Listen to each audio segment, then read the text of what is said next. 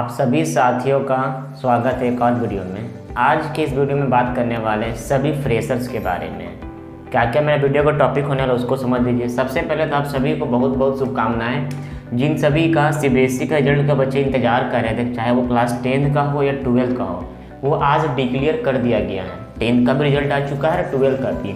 और JAC board मतलब झारखंड का जो बोर्ड होता है उसका रिजल्ट बहुत पहले ही डिक्लेयर कर दिया गया है। आज जो वीडियो का टॉपिक होने वाला है कि आफ्टर 10th या 12th वो क्या कर सकते हैं।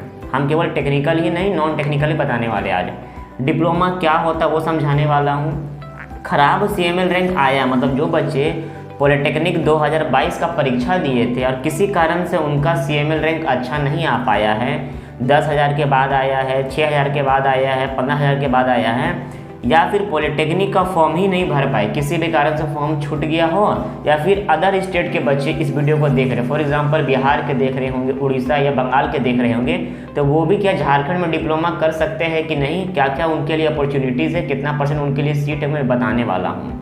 साथ में क्या क्या अपॉर्चुनिटी है डिप्लोमा कर लेने के बाद, और साथ में कुछ ऑफर भी होगा आप सभी का, इसलिए पूरे वीडियो को अंत तक देखिएगा। जो भी बच्चे मेरे वीडियो को लगातार देख रहे हैं, पॉलिटेक्निक के फॉर्म्स को भरने के बाद वाले, या फिर काउंसलिंग का जो इंतजार कर रहे कब तक काउंसलिंग आएगा, उनके लिए वीडियो कल रात में अपलोड कर चुका हूं। आप उस वीडियो को देख सकते हो, उसका लिंक डिस्क्रिप्शन में होगा। आज केवल इसके बारे में बात करने वाला हूं। देखिए, आफ्टर 10th या 12th आप क्या कर सकते हो। दो एग्जाम्पल, यहाँ मैं बात करूँगा 12th के बारे में, यहाँ बात करूँगा 10th के बारे में। अगर आपने 10th पढ़ाई किया है और 10th का रिजल्ट आपका आज आ गया है, तो इसके बाद चाहे तो आप 11th 12th मतलब इंटर कर सकते हो, इंटर की पढ़ाई कर सकते हो। अगर आप इंटर लेके पढ़ना चाहते हो तो आपको चुनना पड़ेगा कि आप आप साइंस लेके पढ़िएगा, या फिर आप आर्ट्स लेके पढ़िएगा, या फिर आप कॉमर्स लेके पढ़िएगा। जो हम सभी का नया एजुकेशन पॉलिसी आया है ना 2021-2022 के नाम से, वो अभी पूरी तरह से जारी नहीं हुआ। वो जब इम्प्लीमेंट हो जाएगा तब आप सभी साइंस, आर्ट्स, कॉमर्स के बच्चे नहीं कहलाएंगे, बल्कि आप इंटर के बच्चे कहलाएंगे। मगर अभी ऐसा हुआ नहीं है। आप तीनों को लेकर पढ़ सकते हैं, ये आपकी मर्जी। इसके बाद आप 12th लेके 11-12 कर लेते हो, उसके बाद अगर जो बच्चे 12th लेकर पास आउट हुए वो क्या कर सकते हैं, या तो डायरेक्टली वो किसी ग्रेजुएशन कॉलेज में नाम लिखा सकते हैं, जहाँ पर वो BA लेके पढ़ सकते हैं, बैचलर ऑफ आर्ट्स, BCom लेके पढ़ सकते हैं, बैचलर ऑफ कॉमर्स, या BSc लेके पढ़ सकते हैं, बैचलर ऑफ साइंस, ये वो कर सकते हैं। या फिर वो डायरेक्टली इंजीनियरिंग का पढ़ाई कर सकते हैं, मतलब बीटेक कर सकते हैं, बीटेक वो कर सकते हैं, ठीक है। या फिर वो बच्चे जो साइंस लेकर बीटेक और मेडिकल, या फिर वो MBBS का पढ़ाई कर सकते हैं। ये हो गया आपका मेडिकल का लाइन, ये हो गया आपका इंजीनियरिंग का लाइन। ये दो चीज़ वही कर सकते हैं जो बच्चे 12th में साइंस लेकर पढ़ाई किए थे। अदरवाइज अगर आप आर्ट्स लेकर पढ़े तो BA ही कर सकते हो, कॉमर्स लेकर पढ़े तो BCom ही कर सकते हो। और जो बच्चे 10th लेके पढ़े या 12th लेके पढ़े, ये आपका हो गया नॉन टेक्निकल। इसको कहा जाता है नॉन टेक्निकल, मतलब डायरेक्टली आप अपने डिग्री के लिए पढ़ रहे हो, आपको आगे का सोचना उसके लिए आप पढ़ रहे हो, ये हो गया नॉन टेक्निकल, ठीक है। इसके अलावा अगर आप चाहते हो टेक्निकल डिग्री लेके पढ़ना, तो उस जगह पे या तो जो बच्चे साइंस से होंगे वो बीटेक भी कर सकते हैं, या जो बच्चे 10th से होंगे या 12th दोनों से होंगे वो डिप्लोमा की पढ़ाई भी कर सकते हैं। डिप्लोमा की पढ़ाई भी कर सकते हैं, डिप्लोमा की पढ़ाई दोनों कर सकते हैं, 10th वाले भी 12th वाले भी। 10th वाले जो करेंगे उनका 3 सालों का पढ़ाई होगा, 12th वाले जो करेंगे उनका 2 सालों का पढ़ाई होगा। पर 12th में तो 2 साल का पढ़ाई तभी हो पाएगा जब बच्चे वो साइंस लेकर 12th किए होंगे। अन्यथा अगर आप BA आर्ट्स या कॉमर्स से होंगे तो आपको 10th वाला ही डिप्लोमा करना पड़ेगा। डिप्लोमा होता है एक तरह से आपका नॉन टेक्निकल जूनियर इंजीनियर। अगर आप बीटेक लेके पढ़ाई करते हो तो आप असिस्टेंट इंजीनियर कहलाते हो, AE कहलाते हो, असिस्टेंट इंजीनियर। और अगर डिप्लोमा लेके पढ़ते हो तो आप कहलाते हो JE जूनियर इंजीनियर। ये होता है टेक्निकल। जो बच्चे डिप्लोमा लेकर पढ़ लेते हैं उसके बाद वो चाहे तो बीटेक की भी पढ़ाई कर सकते हैं, बीटेक की भी पढ़ाई कर सकते हैं। उनका पढ़ाई बीटेक में लेटरल एंट्री के थ्रू 3 सालों का होता है, लेटरल एंट्री के थ्रू 3 सालों का होता है। ये हो गया आपका 10th के बाद क्या कर सकते हैं। नॉन टेक्निकल में बता दिया हूँ, टेक्निकल भी समझा दिया हूँ, ठीक है। डिप्लोमा क्या होता है वो भी मैं समझा दिया हूँ कि टेक्निकल डिग्री होता है जिसका जो पढ़ने के बाद में आप junior engineer कहलाइएगा।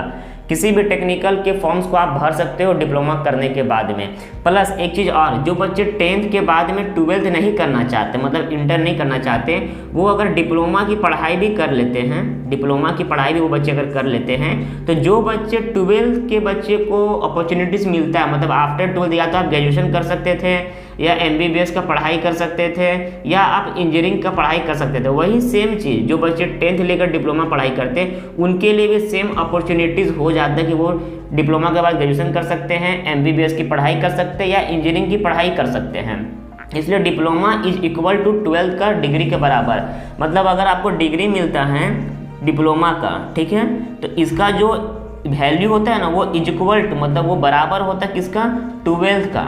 12th equivalent science stream से, साइंस मतलब जो बच्चे साइंस के स्टूडेंट जो चीज़ कर सकते थे ना, वो सेम चीज़ डिप्लोमा होल्डर भी कर सकते हैं। ये काफ़ी लोगों के मन में कन्फ्यूजन होता है, क्या भैया हम डिप्लोमा करते हैं ओपन बोर्ड से 11-12 कर लेते हैं, तो क्यों करोगे जब आपको डिग्री बराबर मिल ही जा रहा है, तो आप 11-12 क्यों करोगे। ठीक है, ये हो गया कि आपको क्या करना है। ये डिपेंड करता है स्टूडेंट के ऊपर में कि वो टेक्निकल लेकर पढ़ना चाहता है, नॉन टेक्निकल। आज के डेट में सभी जगह देखिएगा तो टेक्निकल से मांगा जाता है कि हाँ आप क्या किए हो, तो बोलिएगा 11-12 किए, तो कोई तरह का टेक्निकल डिग्री है, उस समय आपको सोचना पड़ जाएगा टेक्निकल डिग्री मेरे पास तो है ही नहीं, तो ये हो जाता पहला बात। अब मैं समझाने वाला हूँ खराब CML रैंक, मतलब जो बच्चे 2022 का पॉलिटेक्निक का परीक्षा दिए उन सभी का खराब CML रैंक आने के बाद भी, या फिर जो बच्चे पॉलिटेक्निक का परीक्षा फॉर्म को भर ही नहीं पाए, किसी कारण से छूट गया होगा, उनको मालूम नहीं होगा, या फिर अदर स्टेट के बच्चे जो इस वीडियो को देख रहे हैं वो भी चाहे तो झारखंड में क्या पॉलिटेक्निक की पढ़ाई कर सकते हैं, डिप्लोमा कर सकते हैं, वो मैं समझाने वाला हूँ। इसलिए पूरे वीडियो को अंत तक देखते ही रहिएगा। अच्छा रैंक और ख़राब रैंक क्या होता है, देखिए अगर आप डिप्लोमा की परीक्षा को दिए होंगे और आपका रैंक अंडर 4000 होगा, तो आप चाहिएगा जो कॉलेज वो कॉलेज मिल सकता है, जो ब्रांच चाहिएगा वो भी ब्रांच आपको मिल सकता है, मगर उसके हिसाब से आपको काउंसलिंग को फिल करना पड़ेगा। कल जो मैं वीडियो अपलोड किया था उस वीडियो में बताया था बाकायदा कि किस तरह से मैं आपको हेल्प कर सकता हूँ, इसलिए उस वीडियो को पूरा अंत तक देख लीजिएगा। 4000 से अंडर रहेगा तो आप अच्छे CML रैंक को प्राप्त करते हो, तो मन चाह कॉलेज मन चाह ब्रांच मिलने की पूरी संभावना होती है।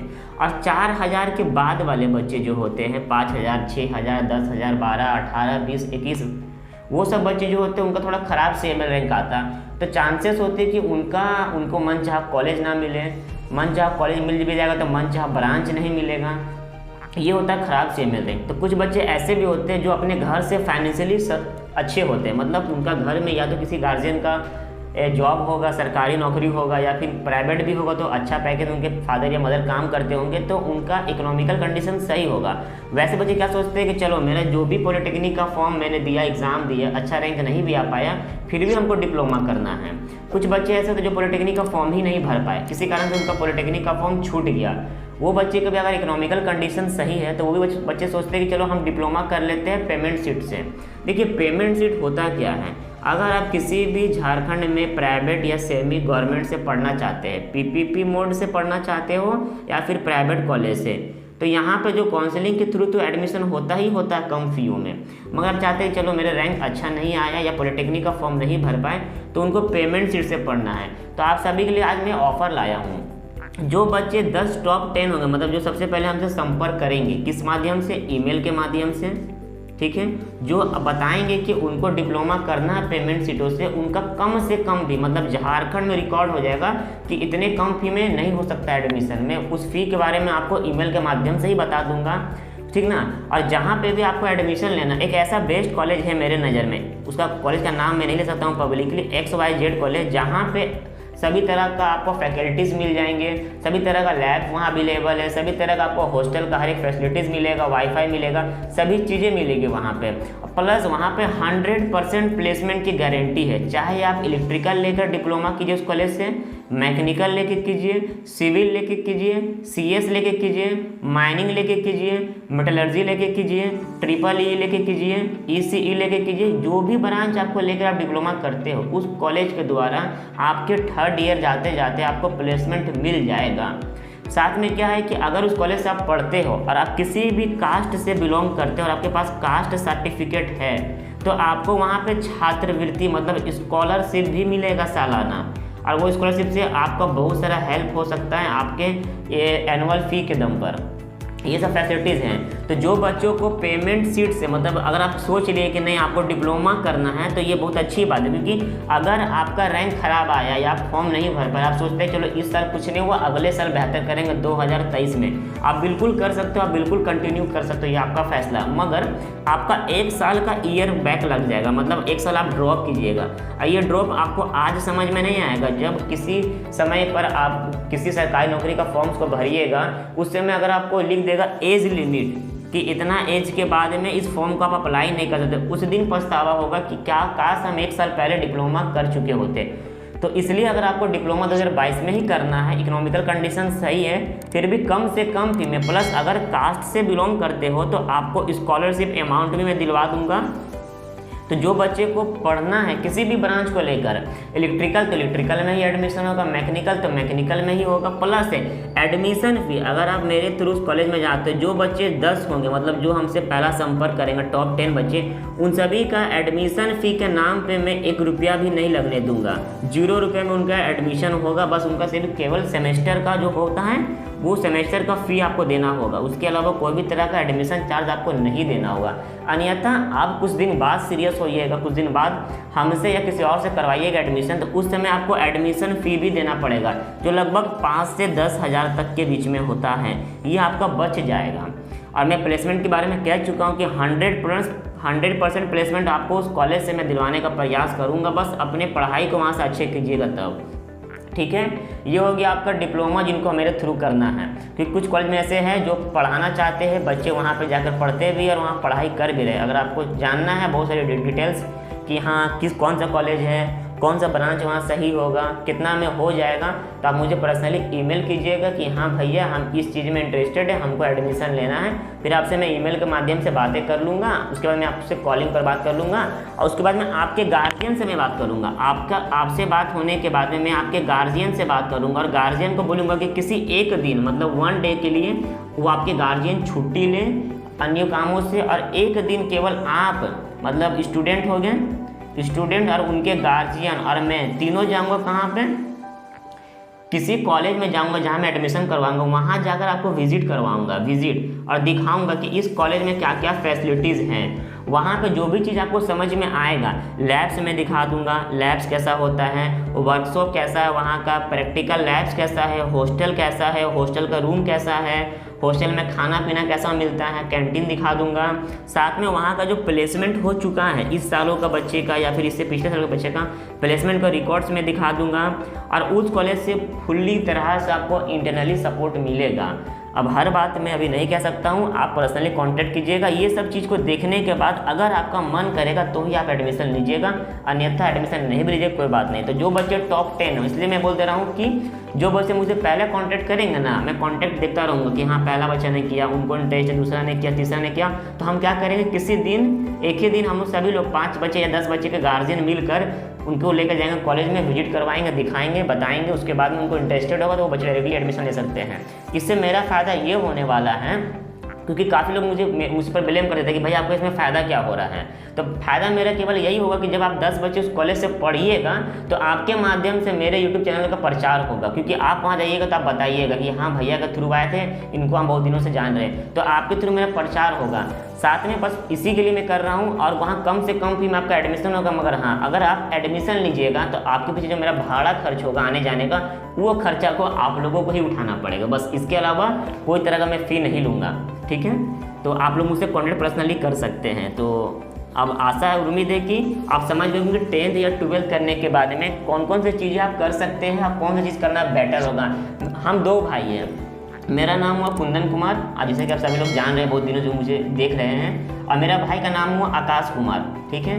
वो 2021 में ही पास आउट हुआ था, उसको मैं डिप्लोमा करवा रहा हूँ। कौन सा ब्रांच से, तो मैकेनिकल ब्रांच से। क्यों करवा रहा हूँ, क्योंकि मुझे मालूम है कि जो बच्चे 12th कर सकते हैं ना, वही चीज़ बच्चे डिप्लोमा करके भी कर सकते हैं, इसलिए मैं उसको डिप्लोमा करवा रहा हूँ, ताकि जब 12th के बच्चे किसी भी सरकारी वैकेंसीज को 12th लेवल पे जब फॉर्म भरेंगे ना, तो मेरा भाई भी एप्लीकेबल होगा। साथ साथ में जब कभी टेक्निकल का नौकरी मिलेगा ना, टेक्निकल डिग्री के आधार पर जॉब वैकेंसी निकलेगी, उस समय 12th वाले बच्चे नहीं भर पाएंगे, मगर मेरा भाई इसको भी भर सकता है। तो उसके बाद 2 अपॉर्चुनिटी खुलकर सामने आ जाता है, इसलिए मैं डिप्लोमा खुद भी किया और उसको भी करवा रहा हूँ। तो जिनको जानना था मैं बता दिया हूँ। अब एडमिशन चाहिए तो संपर्क कीजिए, नहीं चाहिए तो पॉलिटेक्निक का काउंसलिंग के ऊपर डिपेंड रहिए। और कल का वीडियो देखिए जरूर, क्योंकि काउंसलिंग में मैं काफ़ी सारी बातें को बताया हूँ। जैसे ही काउंसलिंग का नोटिस आ जाएगा पॉलिटेक्निक 2022 का, मैं उसके ऊपर लाइव आ जाऊँगा, बता दूँगा, समझा दूँगा। तब तक के लिए जय हिंद, जय भारत। मिलते हैं हम लोग किसी और वीडियो में।